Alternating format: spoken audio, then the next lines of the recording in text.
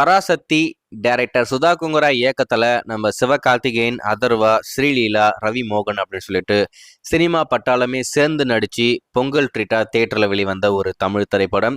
ஒரு மீம் ஒன்று பார்த்தாங்க, குபீர் சிரிப்பே வந்துருச்சு இந்த படத்தை பத்தி.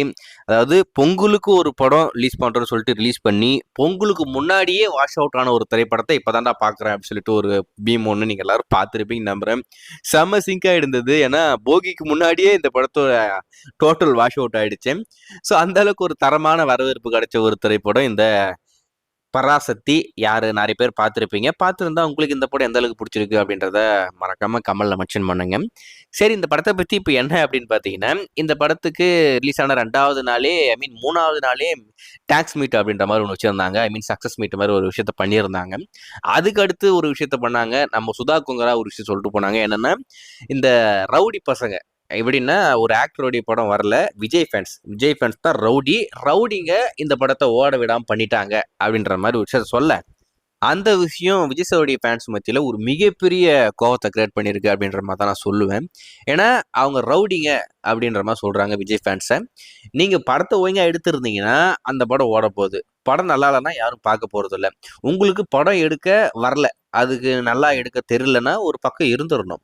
இவங்க என்னமோ ஒரு பெரிய காவியத்தை எடுத்துட்ட மாதிரி விஜய் ஃபேன்ஸ் எல்லாரும் அந்த படத்தை ஓட விடாம அவங்க தான் பண்ணாங்க அப்படின்ற மாதிரி மொத்த பழியும் தூக்கி விஜய் ஃபேன்ஸ் மேல போடுறாங்க.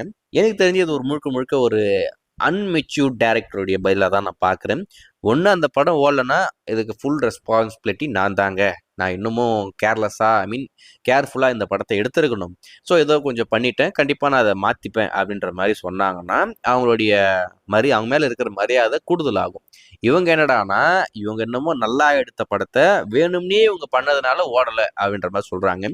நீங்கள் குறிப்பாக ஒரு விஷயத்த நோட் பண்ணி பார்க்கணும். எந்த ஒரு படத்தையும் யாராலையுமே எதுவும் பண்ண முடியாது. நெகட்டிவா சொல்றதுனால எந்த ஒரு படமும் ஓடாம போக போறதில்ல. நீங்க ஒழுங்கா உருப்படியா ஒரு படம் எடுத்திருந்தீங்கன்னா கண்டிப்பா அந்த படம் ஓடி இருக்கும். ஆனா நீங்க அந்த படத்துல என்ன ஒரு விஷயத்த சொல்ல வரீங்க அப்படின்றதே ஒண்ணும் புரியல. தமிழ் வாழ்கன்றீங்க, தெலுங்குல தெலுங்கு வாழ்க அப்படின்றீங்க. அப்போ ஹிந்தில இந்த படம் டப்போ நீ வந்துச்சுன்னா இந்தி வாழ்க அப்படின்ற மாதிரி வச்சிருப்பீங்க. சரி, இன்னொரு முக்கியமான விஷயம், அவங்க யாரு கூட கூட்டணியில் இருக்காங்க அப்படின்றதே அடுத்து தெரிஞ்சு போச்சு. அவங்க பார்த்தா போய் டெல்லியில உக்காந்துக்கிட்டு பொங்கலை கொண்டாடிட்டு இருக்காங்க. படத்துல என்னடானா, டெல்லி தான் இந்தியாவா அப்படின்ற மாதிரி கேள்வி கேட்பாங்க. என்னடா பண்றீங்க அப்படின்ற மாதிரி தான் இருக்கு. ஸோ ஏதோ ஒன்று, இந்த படம் ஓடாமல் போனது காரணமே விஜய் ஃபேன்ஸ் தான். அவங்க நல்ல படம் தான் எடுத்திருக்காங்க. ஸோ எங்களுக்கு தான் படம் பார்க்க தெரியல. படம் ரொம்ப அற்புதமான ஒரு திரைப்படம் தான். ஸோ உங்களுக்கு எப்படி இருந்தது அப்படின்றத மறக்காம கமெண்ட்ல மென்ஷன் பண்ணுங்க.